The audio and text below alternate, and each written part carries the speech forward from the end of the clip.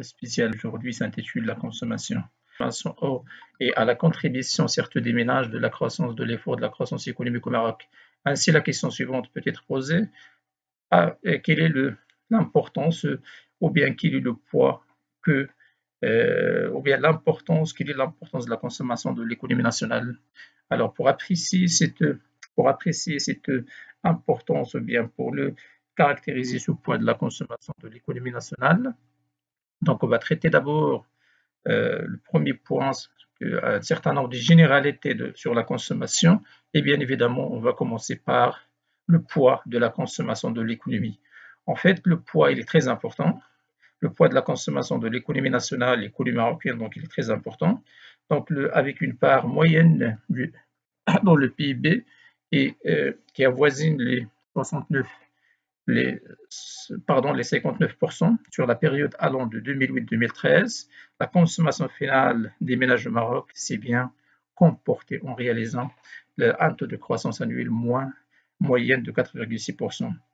Le plus important dans ces statistiques, c'est bien sûr donc, le poids de la consommation, c'est-à-dire les dépenses des ménages représentent presque 60% de le PIB national. Presque la même tendance avec plus d'importance au niveau de l'économie française. Au niveau de la France, selon l'INSEE de la France, l'Institut national des statistiques et études économiques en France, cette consommation, le poids, la dépense de la consommation a atteint 70% de le PIB en 2016.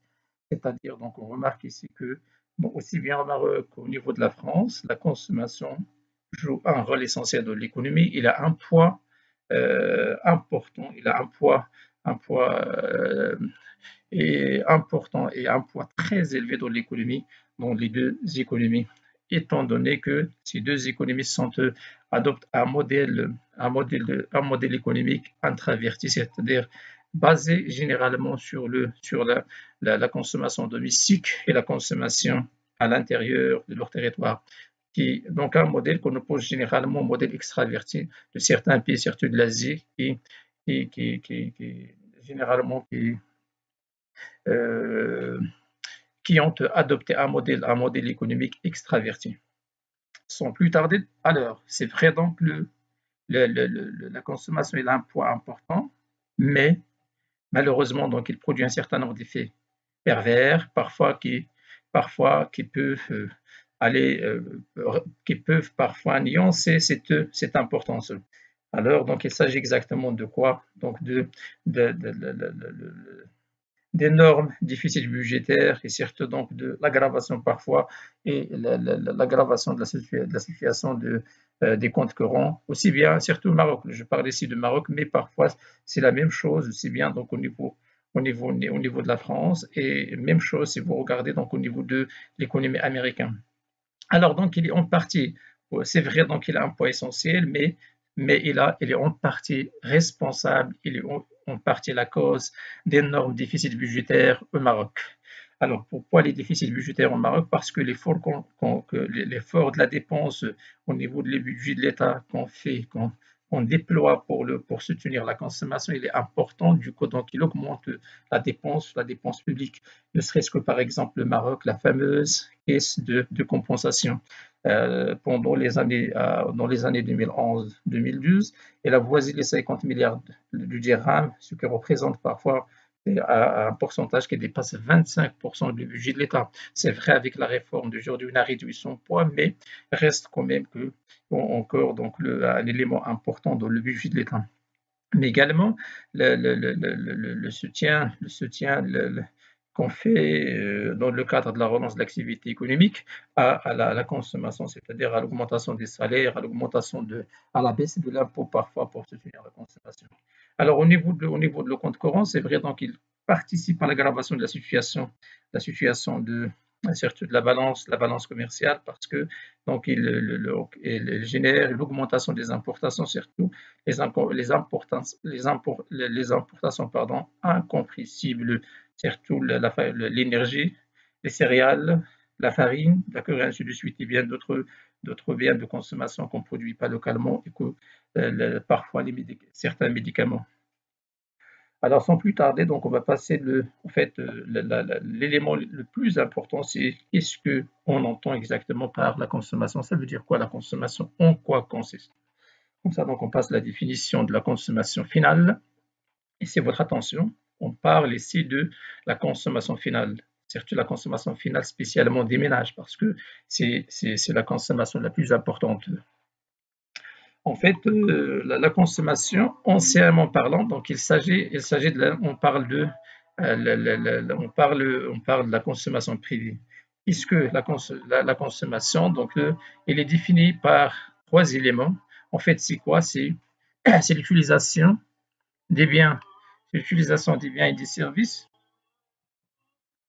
c'est l'utilisation des biens et des services pour des raisons menant plus ou moins à long terme à sa destruction, mais qui visent vers la fin à la satisfaction d'un besoin. En fait, qu'est-ce que la consommation finale? C'est le fait d'utiliser des biens et des services pour satisfaire un besoin, et cette utilisation conduira tôt ou tard à la destruction de ces biens, soit immédiatement, on détruit immédiatement avec l'utilisation, surtout les biens de l'alimentation qu'on consomme immédiatement, mais dans le cas des biens durables, donc ça demande parfois des années pour que les biens soient détruits. Alors, définir la consommation finale, suppose quoi? Suppose trois éléments. D'abord, l'utilisation. Deuxième élément, la finalité. La finalité, c'est la satisfaction et bien évidemment la conséquence de l'utilisation d'un bien qui est la destruction. En fait, une petite remarque, il faut noter que les dépenses de consommation ne tiennent pas compte de l'achat de logement. C'est-à-dire, lorsqu'on cherche à apprécier la dépense de la consommation dans une économie, on ne tient pas compte des achats, c'est-à-dire les dépenses allouées à l'achat de logement. Mais au contraire, mais on tient compte le loyer. Pour les personnes qui payent le loyer dans le cadre d'une relation dans le cadre d'un contrat de location d'un immeuble ou bien d'une maison, d'un appartement pour l'habitation. Donc, on tient compte de ça. Alors, maintenant, quels sont les types ou bien quels sont les types de la consommation? C'est vrai donc qu'il existe plusieurs critères qui peuvent nous permettre de faire une classification de la consommation finale, mais dans cette leçon, on va se contenter de deux critères essentiels, c'est-à-dire donc on va finir par faire une classification, une double classification. Alors donc, justement, donc deux grandes distinctions sont à opérer, peuvent être faites. D'abord, la première distinction et la deuxième.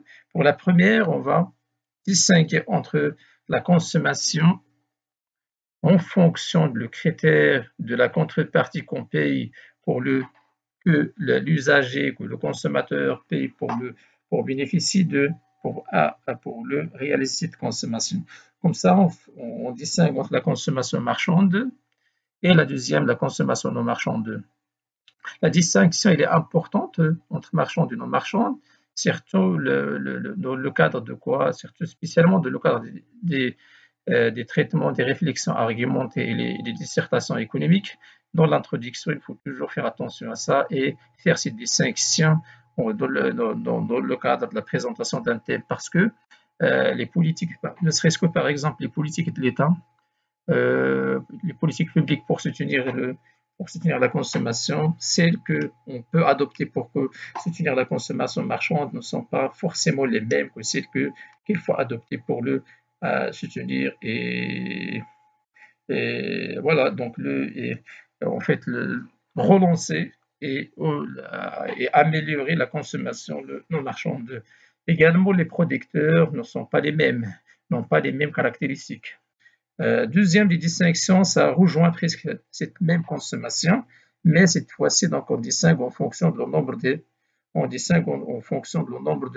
c'est-à-dire de consommateurs. Soit que la consommation est individuelle, c'est-à-dire donc chacun normalement consomme lorsqu'on ne consomme pas simultanément, d'accord, lorsque quelqu'un consomme, donc il prive les autres, on ne peut pas consommer en même temps. Et la consommation collective, lorsque la consommation se réalise simultanément, donc en même temps. Également, donc, l'importance de cette deuxième distinction, donc, son importance, généralement, réside dans le fait que la nature des biens qu'on consomme lorsqu'il s'agit des biens qu'on consomme dans le cadre de l'opération de la consommation individuelle ne sont pas les mêmes que la consommation collective et ainsi de suite. Donc, tous ces éléments sont importants en fait, traiter donc un thème dans le cadre de dissertation qui traite cette question de la consommation. Alors, exactement, donc une petite remarque, il est à noter que la satisfaction de la consommation collective repose exclusivement sur la production des biens collectifs. C'est-à-dire la consommation collective est très particulière et très spécifique. La raison, c'est qu'il demande et nécessite la production des biens collectifs. On va réserver normalement un point aux biens collectifs vu leurs importances. Surtout leurs importances, on a vu ça dans le cadre de la redistribution, mais on va également donc essayer de voir ça dans le cadre de cette opération de la consommation. Alors, qu'est-ce qu'un bien? Quels sont les biens collectifs? On va commencer par une définition. On va reprendre la définition de Samuelson. La définition d'un bien collectif, pour Samuelson, c'est un bien public qui répond à deux critères suivants.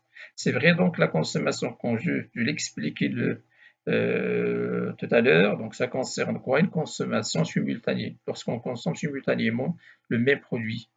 Par exemple, lorsqu'on regarde ensemble la télévision, on regarde ensemble en famille, ou les enfants, la femme, les parents, s'il existe, lorsqu'on regarde, on regarde bien sûr donc la télé, on regarde ensemble et on regarde la même série ou les mêmes informations, la même émission ensemble, sans que les uns donc privent les autres c'est-à-dire de regarder le même téléviseur. Alors, en fait, elle repose, pour Samuelson, il a développé cette définition en insistant sur quoi? Sur le fait que le bien collectif, c'est un bien public qui répond à deux critères essentiels. Le premier critère, c'est la non-rivalité, c'est-à-dire donc la non-concurrence. Cela signifie que la consommation de ce bien par un usager, regardez, ici donc on parle de quoi? On parle surtout de l'usager, on parle d'usager, n'entraîne aucune réduction de la consommation des autres usagers. Lorsque je regarde un match de foot dans un stade, je ne prive pas les autres, c'est-à-dire je ne réduis pas la consommation des autres. Ce n'est pas la même chose que par exemple lorsque vous allez par exemple demain à un marché, vous achetez par exemple un kilo voilà, des tomates par exemple, ce même kilo de tomates ne peuvent pas être achetés par les autres, c'est fini. Donc tu as privé les autres. Imaginez-vous que dans le marchand dont vous achetez les tomates n'a que, par exemple, ce kilo de tomates. Lorsque vous achetez, vous privez les autres en fait, de l'achat et de la consommation des tomates. C'est-à-dire ici, donc, la non-rivalité, c'est-à-dire au contraire, il n'y a pas cette rivalité de la consommation. Quelqu'un, lorsqu'il consomme, forcément, donc il ne prive pas les autres, n'interdit pas les autres de consommer. Deuxième élément, c'est la non-exclusion. C'est-à-dire, il est impossible d'exclure quiconque de la consommation. C'est-à-dire, il n'y a pas des barrières, surtout la barrière de prix. Il n'y a pas normalement une exclusion par le prix qui peut, par exemple, interdire certaines personnes de consommer parce qu'ils ne payent pas. La non-exclusion, il est impossible ainsi d'exclure quiconque de la consommation de ce bien. Il est par conséquent impossible de faire payer l'usage de ce bien. C'est de l'impossible, c'est-à-dire donc de pratiquer une tarification et d'imposer le prix. Donc voilà, justement, donc je reprends les caractéristiques sont les deux, la non-exclusivité, puis la non-rivalité. Je reprends, la non-rivalité, c'est un rapport avec la concurrence de la consommation. On consomme simultanément les uns les autres, c'est-à-dire les uns ne privent pas les autres. La consommation des uns ne réduit pas la consommation des autres. Alors que le deuxième critère, c'est la non-exclusivité ou bien la non-exclusion, c'est-à-dire donc il n'y a pas il n'y a pas donc une exclusion par le prix, c'est-à-dire on n'interdit pas l'accès à la consommation aux personnes. Voilà un tableau récapitulatif, un petit prolongement par rapport à la classification des biens de manière générale. De manière générale, les biens peuvent être classés de cette manière, soit donc ici dans on met la rivalité, c'est-à-dire il y a une rivalité ou bien il n'y a pas de rivalité entre les consommateurs. Dans la première colonne, donc il y a de l'exclusivité, c'est-à-dire le bien est exclusif, ou bien il n'est pas exclusif. Donc lorsqu'on croise un critère avec un autre, on finit par trouver donc une catégorie de biens. Lorsque le bien en question, lorsqu'il y a de la rivalité de la consommation, lorsque quelqu'un consomme, il prive la consommation, il prive les autres, il réduit la consommation des autres. Mais également, il y a de l'exclusivité, c'est-à-dire il y a de l'exclusion au niveau de la consommation. C'est-à-dire, donc, on paye, il y a des barrières. Là, on parlait des biens privés. C'est la tendance, c'est la quasi-majorité des biens aujourd'hui dans le cadre de l'économie de marché, dans le cadre du capitalisme. Un autre, lorsque il y a de la rivalité, c'est vrai, donc de la concurrence, mais il y a pas donc une exclusion par le prix. Là, on parle d'un bien public, mais impur. D'accord? C'est un bien public impur ou bien le bien commun. Puis, par exemple, ici, je peux parler ici donc dans ce cadre-là, voilà, d'un espace, par exemple, un espace vert où il y a des chaises et des chaises, ils sont limitées. S'il n'y a pas de la chaise, on ne peut pas entrer, on ne peut pas, par exemple, on arrête de l'arrêt. C'est-à-dire, il y a une capacité qui est limitée, donc qui peut interdire l'accès des autres. La non-rivalité, lorsqu'on croise la non-rivalité avec l'exclusion, là, ce sont des biens du club ou bien des biens à piège. C'est-à-dire, la rivalité n'existe pas, mais il faut payer un ticket pour accéder. مثلا les terrains, les stades de foot, il faut payer pour accéder. Les autoroutes aujourd'hui, ce n'est pas la même chose que la route nationale. Ici, on paye. C'est vrai, donc de la route nationale, on paye, mais indirectement, donc la vie est. Mais c'est autre chose. Là, c'est un autre débat. Mais ici, la non-rivalité, lorsqu'on croise la non-rivalité avec l'exclusion, donc on parle des biens de club, c'est-à-dire des biens à péage. Donc, il faut payer pour le passer, par exemple, dans une autoroute. Donc, l'autoroute, normalement, ça suppose quoi de payer. Donc, mais lorsque je consomme normalement, soi-disant, cette prestation, je ne prive pas les autres. Et vers la fin, ce sont les biens qui sont purs. C'est exactement, ce sont les biens collectifs dont Sam Wilson a parlé tout à l'heure. Voilà, il y a de la rivalité, mais également il y a pas de la rivalité, pardon, mais il y a pas également il y a pas également de l'exclusion. Voilà donc c'est pour la classification des biens. Puis on va passer rapidement les conséquences de l'existence des biens collectifs. C'est ça le plus important dans cette thématique des biens collectifs, c'est que leur existence suppose ou bien donc produit un certain nombre de conséquences. Ces conséquences, la nature alors particulière des biens collectifs entraîne deux conséquences importantes. La première des conséquences, ça concerne, la première des conséquences, ça concerne la nécessité de le financement. Il faut un financement parce qu'il n'y a pas de l'exclusion par le prix qui va normalement s'occuper de la production, qui va dépenser pour produire. Et deuxième des conséquences, c'est-à-dire que la fourniture de ces biens, elle est faite par les collectivités, c'est-à-dire normalement ça entre le cadre, pardon,